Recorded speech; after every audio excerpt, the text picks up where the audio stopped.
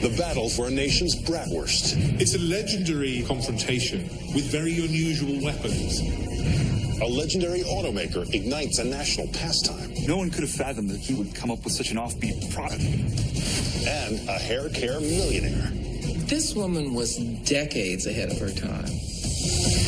Deep in the vaults of the world's greatest institutions lie extraordinary relics, tales of intrigue and wonder, and secrets waiting to be revealed. These are the mysteries at the museum.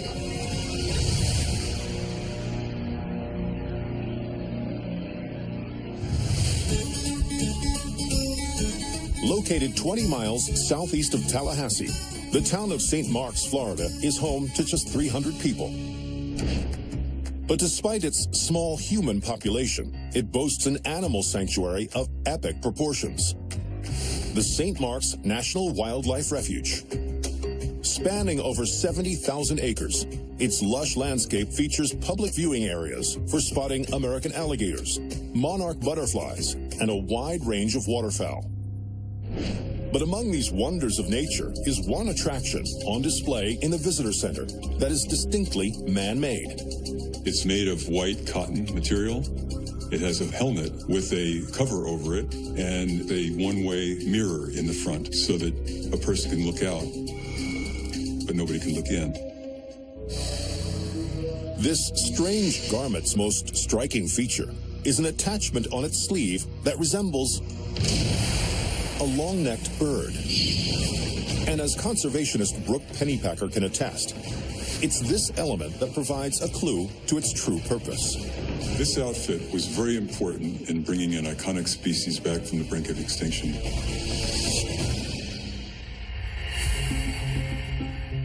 It's 1990, Baraboo, Wisconsin. Scientists are on a desperate mission to save the majestic whooping crane from extinction.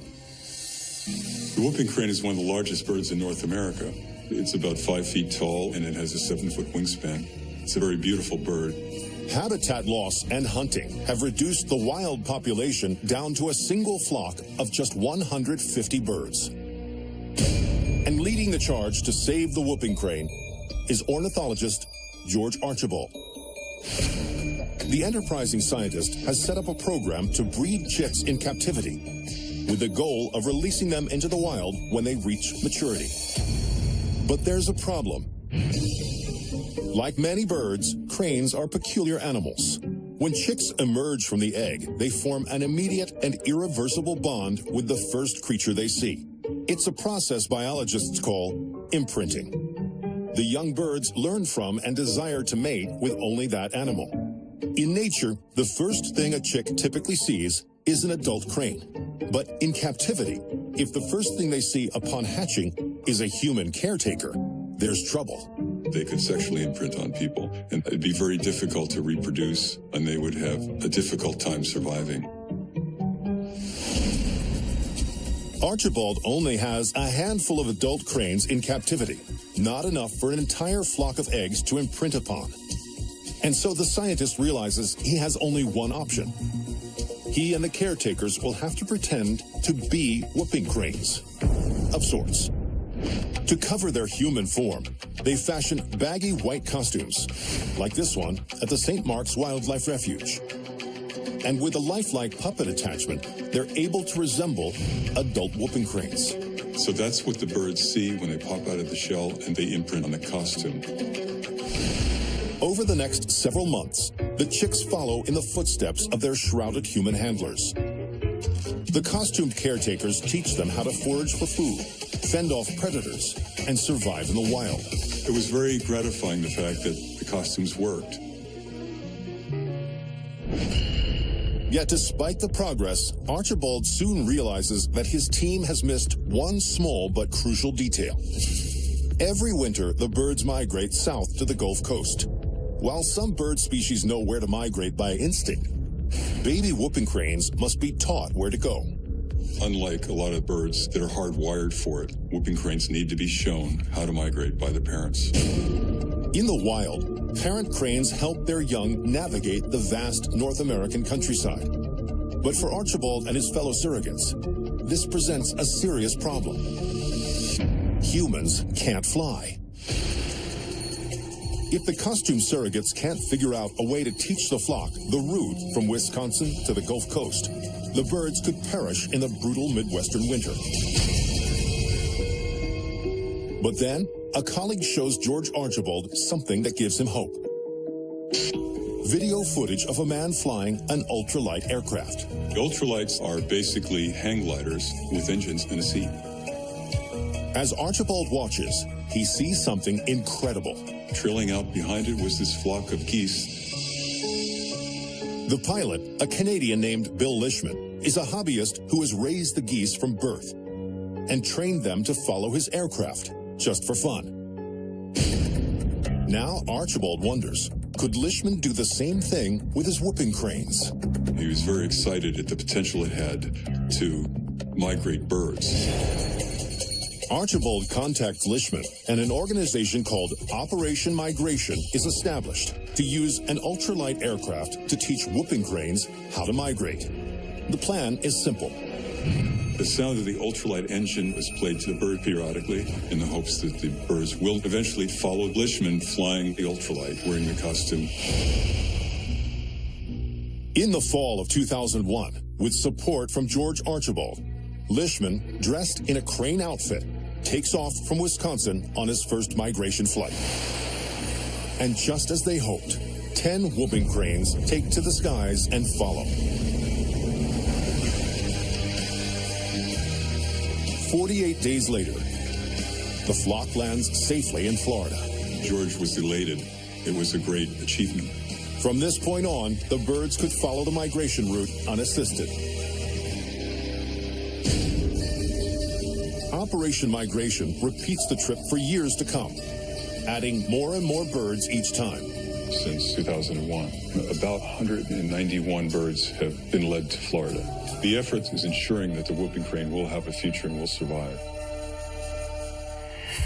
Part of the flock now migrates to the St. Mark's National Wildlife Refuge, where this costume is used by handlers in their ongoing mission to save the birds from extinction.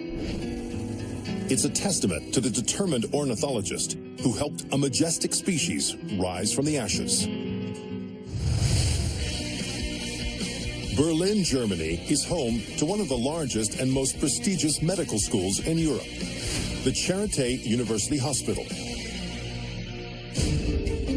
This 300-year-old institution has produced 8 Nobel Prize winners. The achievements of these laureates and their fellow scientists are honored at the Berlin Museum of Medical History at the Charité.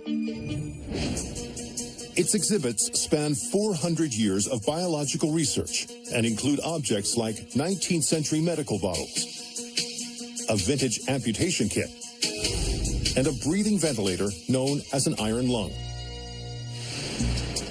But standing apart from these tools for treating disease is one used to identify it.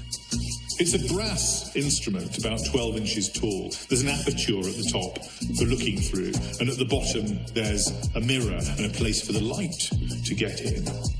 It's rather scuffed looking. There's a complexity about it. It looks like an object with a history. According to historian Matthew Sweet, this device was used by a physician locked in a most bizarre battle. It's a legendary confrontation with very unusual weapons, edible ones.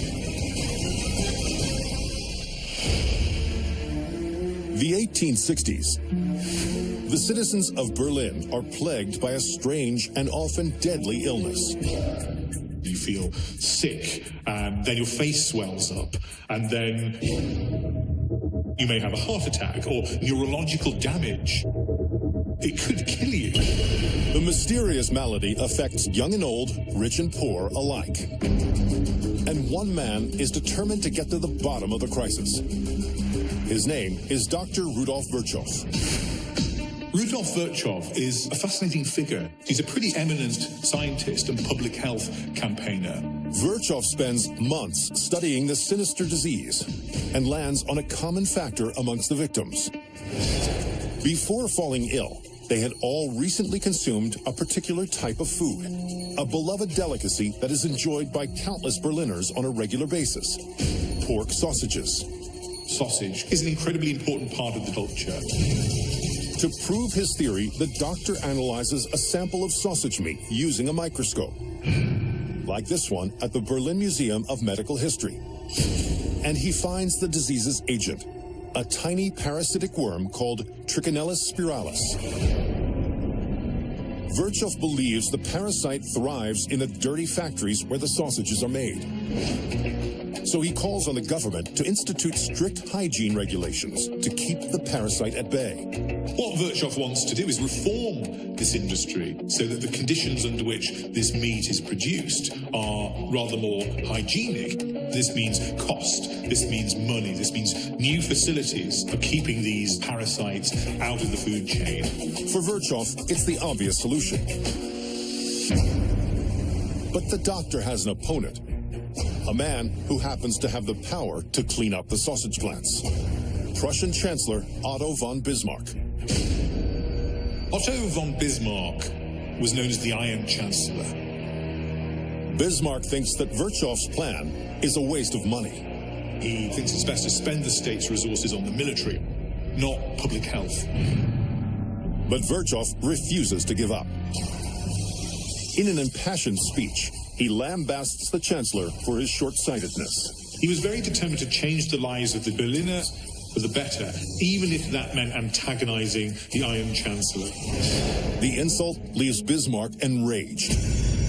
He sends him a letter saying, "Retract this, or I will fight you in a duel." So who will win the day? The Iron Chancellor or the determined doctor? It's 1865 in Berlin. Dr. Rudolf Virchow and Prussian Chancellor Otto von Bismarck are locked in a battle over the state of the kingdom's sausages. The doctor claims that the nation's filthy sausage factories are spreading deadly disease, but the Chancellor refuses to clean them up. Now it looks like the conflict may come to a fatal conclusion. Bismarck has challenged Virchow to a duel. As the story goes, Dr. Virchow agrees to the duel on one condition: that he gets to choose the weapons. Bismarck accepts.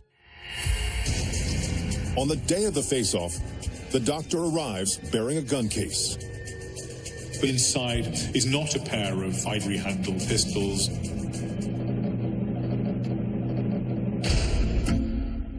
but a couple of sausages of the sort that you might like with a bit of mustard on, perhaps a bit of sauerkraut. So it's sausages at dawn for these two. Both weapons look deliciously harmless. But Virchow has a surprise. In the story, Virchow says to Bismarck, well, you show no interest in these sanitary reforms and trying to clean up the food chain. So here's something that will demonstrate to you that this is a serious problem. Take your sausage, take a bite, take your life in your hands, because on one of these is Trichinella spiralis. If Bismarck chooses the wrong sausage, he could contract the terrible disease and die. The Chancellor agonizes over the bratwurst. And he decides that actually he's not going to do this. The Chancellor forfeits. Following Bismarck's embarrassing climb down, laws are passed that clean up the nation's slaughterhouses. And the number of sausage-sickened Berliners drops dramatically. Virchow remains a champion of public health reform all his life. In 1899, he opens the Berlin Medical History Museum at the Charité Hospital and Medical School. Today, his personal microscope is on view, recalling a man whose brilliant mind was the most powerful weapon of all. Washington, D.C., with more than 2,700 reporters working within its 68 square miles, the nation's capital boasts the highest concentration of journalists in America. And located in the heart of the city is an institution that celebrates the press itself, the Newseum.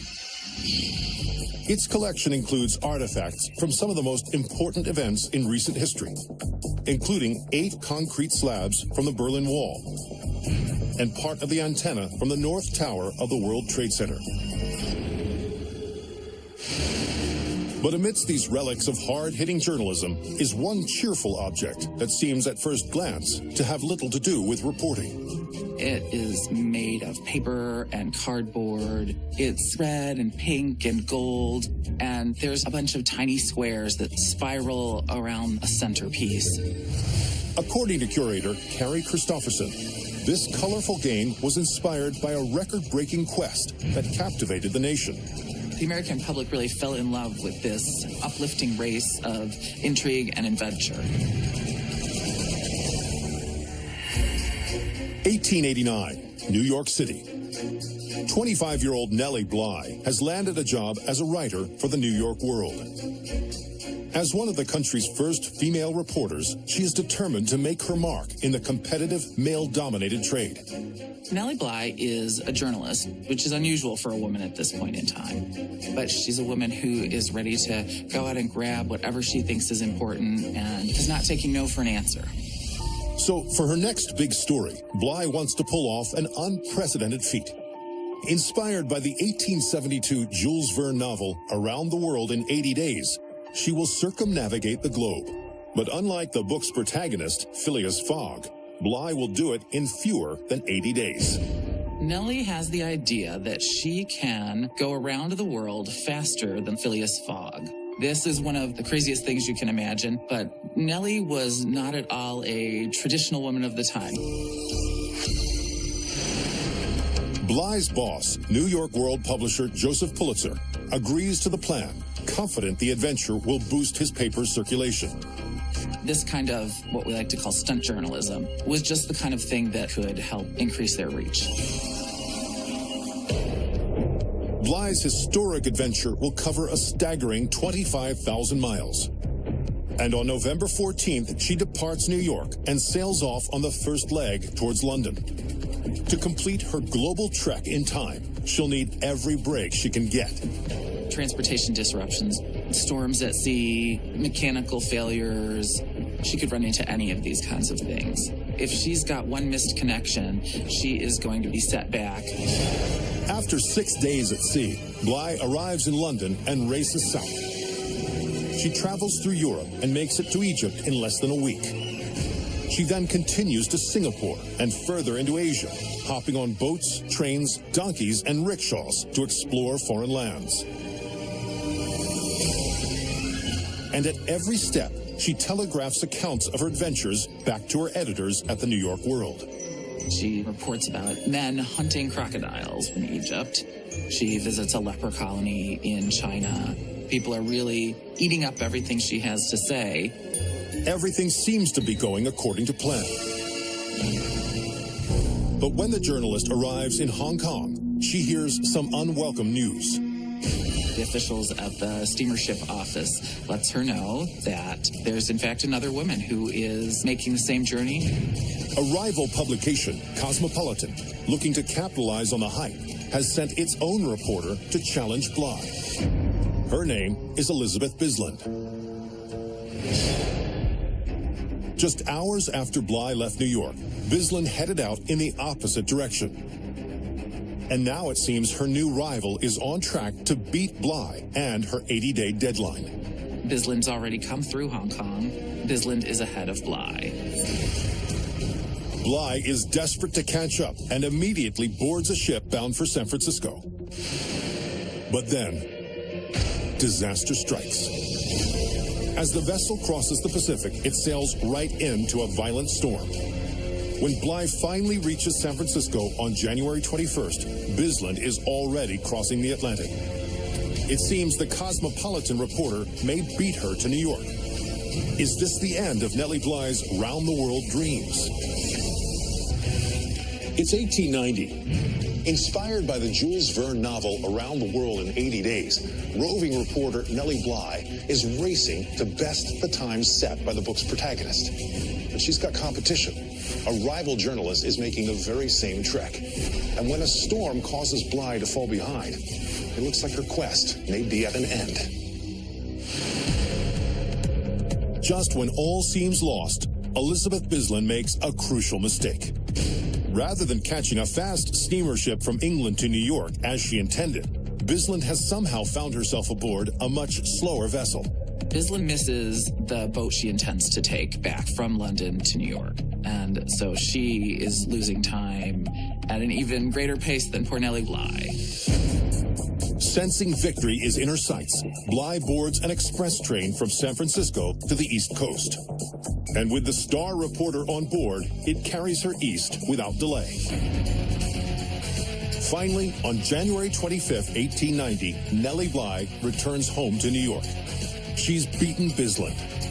She's also crushed Verne's benchmark of 80 days. She has been on the road for 72 days, 6 hours, and 11 minutes. Thanks to her extraordinary feat, the intrepid reporter becomes a global star. This is a time when we're looking at barrier-breaking women. She's certainly serving as one of those. And today, this game of Round the World with Nellie Bly, which was inspired by her record-breaking feat, remains on display at the museum, a symbol of the trailblazing woman whose fearless attitude took her on the race of a lifetime. The city of Dearborn, Michigan is the famous home of the Ford Motor Company and its massive Rouge factory, which opened in 1918. Today, this working plant is part of a sweeping museum complex, the Henry Ford. Dedicated to the history of American innovation, it displays an impressive collection of vintage vehicles, including an 1896 quadricycle, President Teddy Roosevelt's horse-drawn carriage, and a 1962 Ford Mustang I concept car. But amongst these mechanical marvels is one item that seems to have little to do with transportation. The artifact is 1 foot tall by 2 feet wide. It's primarily in blue in color with some white lettering. And there's an illustration showing a family having a picnic out in the woods. According to curator Matt Anderson, the origins of this simple box can be traced to the obsessions of an innovative businessman who would stop at nothing in his pursuit of perfection. No one could have fathomed that this automotive pioneer would come up with such an offbeat product. Michigan, the early 1900s. The automobile industry is in its infancy. Cars are seen by most as an expensive luxury reserved for the wealthy. But businessman Henry Ford believes he can bring them to everyday people with his latest idea. The cars being sold at the time are pricey, custom-made machines. Yet Ford is designing an inexpensive, standardized automobile he calls the Model T. He wants to make the automobile affordable to the masses. The key to success will be to harness his own obsessive commitment to efficiency. Ford dreams of building the most economical factory the world has ever seen. Every process will be broken down into individual steps that each worker then performs for the entire shift. And no raw material will go to waste. Everything will be used to drive down each car's cost. He wants to control everything used in building his cars. Mines where the ore is brought up to make iron. He wants to own even the forests where the trees are grown to make the wood in the car. The strategy becomes known as vertical integration. He starts to buy properties, mines, forests, land in various parts of the United States. It was an expansion of the assembly line concept. By 1920, Ford's streamlined operation is churning out one Model T every minute. It looks like his obsessive vision for an uber-efficient manufacturing process is complete. But soon after, Ford tours his mammoth operation and discovers a grave problem. The factory is in fact generating a major source of waste. Henry Ford, by his very nature, wanted to eliminate waste. So how will Ford turn this problem into a profit?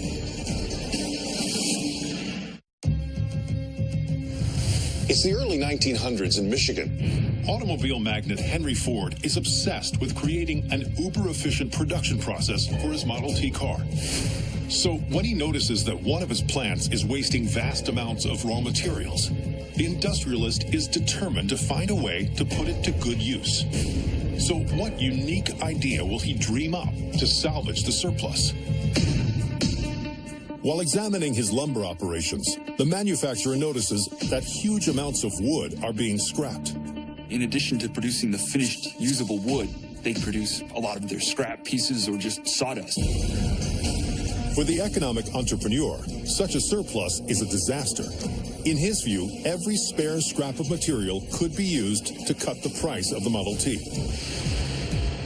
Working with a team of chemists, Ford transforms the scraps of wood and sawdust waste into something unexpected.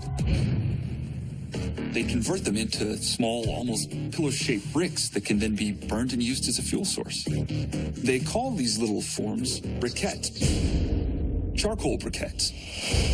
Ford builds a charcoal factory next to his company's sawmill near the town of Kingsford. With more Americans using their cars to escape cities and enjoy the great outdoors, the businessman seizes another opportunity. There is a bit of cross-marketing the automobile and the charcoal, encouraging people to buy cars and then take that car out into the countryside to have an outdoor cookout. The automaker begins selling his charcoal briquettes in cardboard packages, like this box at the Henry Ford in Dearborn. And the Great American Cookout is born.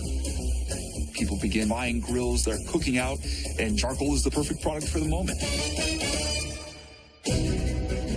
Ford's perfect production line is complete.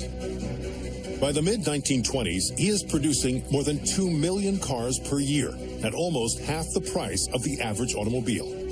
Almost everybody knows about Henry Ford and the Model T, but I think they would be genuinely surprised at their next outdoor cookout to realize that the charcoal they're using has its origins with his company and his inventive resourcefulness. Today, this humble box of charcoal briquettes at the Henry Ford in Dearborn, Michigan, recalls the hidden history of one of America's hottest pastimes. Located in Upper Manhattan, New York's Columbia University is one of the most prestigious centers of learning in the nation. Since 1917, its esteemed School of Journalism has awarded the Pulitzer Prize for excellence in writing. And across campus, literary achievements are also honored at the Rare Book and Manuscript Library. It holds 500,000 printed books on more than 14 miles of shelves. But stored in the archive is one title that almost never made it to American bookstores. The artifact is about 7 by 8 inches and about 1.5 inches thick. And on the front cover, there is an elegant white serif typeface. According to curator Carla Nielsen, this novel's publication sparked a wave of scandal, outrage, and controversy. At one point, owning this book in the United States was a crime. So how did this unlawful novel become a literary classic? 1932, New York City. Publisher Bennett Cerf is struggling to keep his fledgling company, Random House, afloat. So he's on the hunt for a surefire bestseller. Random House was really looking for a book they could bill as a modern classic. So when Cerf hears about a novel being hailed by critics across Europe, he's intrigued. Written by Irish author James Joyce, the book's title is Ulysses. The novel's innovative style and stream of consciousness narrative have garnered it critical acclaim. But there's a problem. Ulysses contains coarse language and explicit content. As a result, the U.S. Customs Office has banned the import and sale of the work in the United States. The novel recounts people's everyday experiences, including sex and several other details that were considered offensive. For Cerf, however, this presents an opportunity. Instead of marginalizing the book, the ban has only fueled American readers' interest, and the public is clamoring to get their hands on the novel the government doesn't want them to read. If Cerf can overturn the customs embargo, he'll have a bestseller on his hands. He was able to see the money that he could make from U.S. sales of Ulysses. Cerf consults with an attorney and learns that if the book is somehow confiscated on U.S. soil, he could file a civil liberty lawsuit to challenge the ban. Yet even if they can get the case to court, they still need a sympathetic judge to rule in their favor.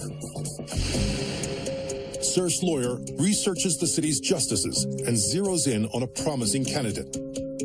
John Woolsey, a known lover of literature and arts. And Judge Woolsey had a reputation for being broad-minded, so he was ideal. Part of Woolsey's jurisdiction is the New York Harbor. And so, on an unusually warm day in May of 1932, an associate of Cerf's arrives by ship at the port, carrying an illegal copy of Ulysses. But unlike other smugglers, this one wants his contraband to be found. It may seem like a crazy idea, but that was their plan. They wanted to get caught. Cerf's smuggler disembarks and lines up for luggage inspection.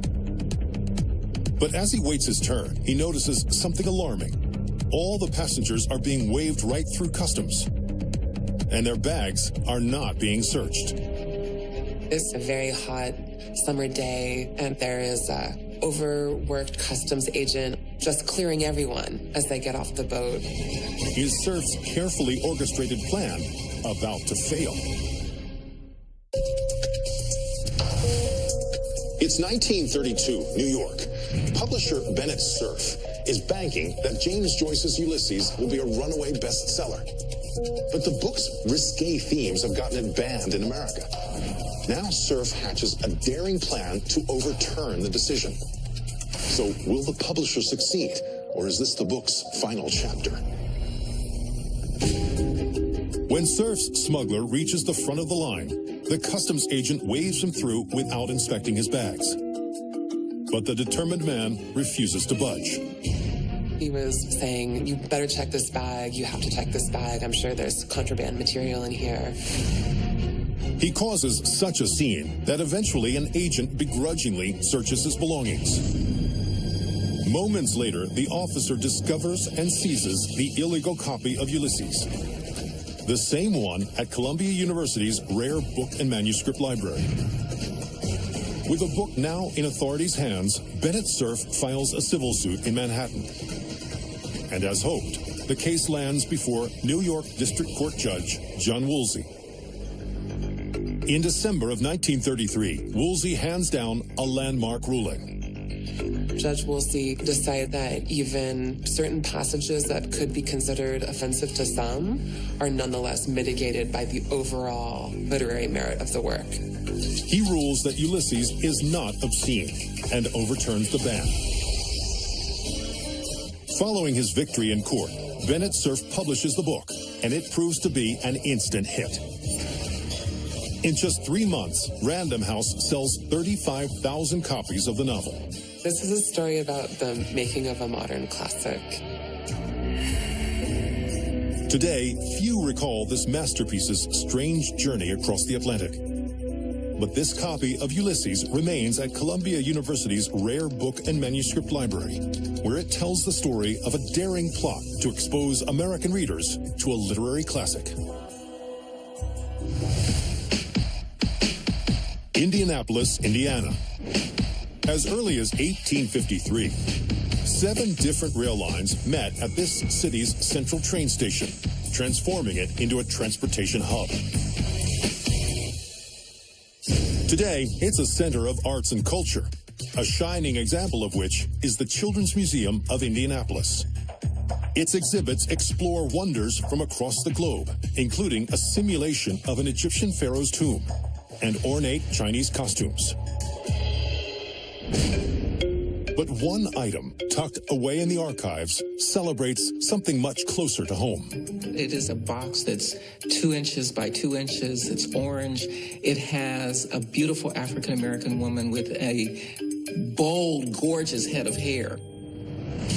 As author A'Lelia Bundles reveals, the woman depicted on this package is at the heart of a spectacular rags-to-riches tale. She reached a level of success that she never could have imagined. This woman was decades ahead of her time. St. Louis, Missouri, 1890.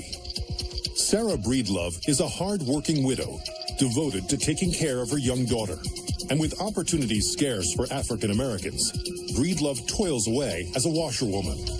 This was the hardest work anybody could do. And it was left to African American women who were at the bottom of the social structure. But this was the kind of work that meant that she could feed her child. Sarah dreams of a better life for herself and her daughter. But little does she know, her opportunity will come from the most unexpected of places. One morning, the poor washerwoman makes a troubling discovery. She is losing her hair. It's a problem common among African-American women at the time. Many live without indoor plumbing and can only wash their hair once a month, making dandruff and other scalp ailments all too common. You can just imagine the worst dandruff you've ever had. If you kept scratching it, it would create sores. Those sores would get infected, and then the hair starts to fall out. With little hope for a solution, Sarah turns to her faith for guidance. Sarah Breedlove, like any woman, wants to look nice, and she felt ashamed of the way she looked. Your hair is your crowning glory. And so she said a prayer and asked the Lord for a solution. Then, one night during a deep sleep, it seems as though her prayers are answered. She had a vision of this man coming to her and telling her all these ingredients that she should mix up for this formula. When she wakes, Sarah gathers the components and begins experimenting with different concoctions.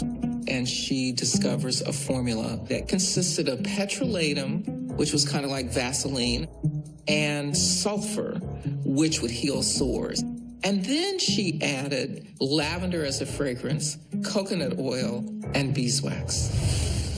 Hoping the homemade salve will stop her hair loss, Sarah applies it to her scalp. And over the next few weeks, the results are better than she dreamed. She starts to see a little bit of hair growth, and then a little bit more hair growth. And so this woman who had bald spots on her head now has hair that's down to her ears. Suddenly, Sarah sees a way out of her meager existence. She can sell this incredible balm for a profit. But pulling off such an endeavor won't be easy. She's still a poor black washerwoman. Because of segregation, because of the racism of the time, she had a lot of things to overcome. Can Sarah find a way to bring her miracle mix to the masses? It's the 1900s in St. Louis, Missouri. A poor African-American washerwoman named Sarah Breedlove has created an incredible hair growth formula. But in early 20th century America, the challenges for a black woman starting her own business seem almost insurmountable. So can Sarah turn her miracle mix into a path out of poverty? The budding entrepreneur realizes that no one will take a poor washerwoman seriously. But if she could perhaps reinvent herself as someone new, as a connoisseur of cosmetics, she might have a chance. Sarah Breedlove knew France was the cosmetics and fashion capital of the world. And so, having recently remarried, she adopts her husband's name and then adds a French title to lend it an air of elegance. Hence, she becomes Madame C.J. Walker, hair care pioneer and entrepreneur. Under her new identity, Sarah goes door to door to peddle what she calls Madame Walker's wonderful hair grower. She traveled around from town to town, wherever there was an African-American community, and she would have them come over kind of like a Tupperware party, and she would demonstrate these products. As her homegrown product becomes a bona fide hit, the former washerwoman earns enough money that she's able to build her own factory in Indianapolis. There, she packages her wonderful hair grower in tins and boxes that bear her own image. Like she was signaling to other black women, if I was bald, then you can have this long hair that I have. The strategy is a rousing success. When Sarah Breedlove Walker dies in 1919, she goes down in history as one of America's first self-made female millionaires. Madam C.J. Walker's story is truly a great American rags to riches story. That this woman could come from nothing and transform herself, I think, is still an inspiration. And today, the Children's Museum of Indianapolis lovingly preserves this box of Madam C.J. Walker's wonderful hair grower as a tribute to the determined woman whose entrepreneurial spirit led to greatness. From the savior of a species to the king of charcoal, a roving reporter to a hair care millionaire. I'm Don Wildman, and these are the mysteries at the museum.